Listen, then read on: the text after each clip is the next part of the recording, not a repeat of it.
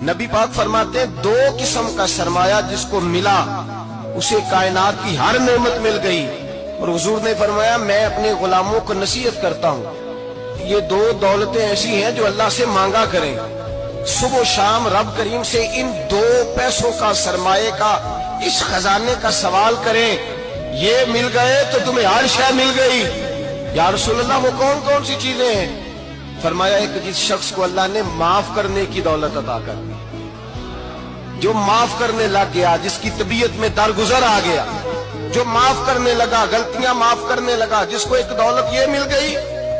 اور دوسرا میرے مصطفیٰ نے فرمایا جسے اللہ نے یقین کی دولت عطا فرما دی. جس کو یہ دو دولتیں مل جائیں, ایک درگزر کرنا, دوسرا رب رسول پہ یقین کامل رکھنا, اسے کائنات کی ہر شے مل گئی.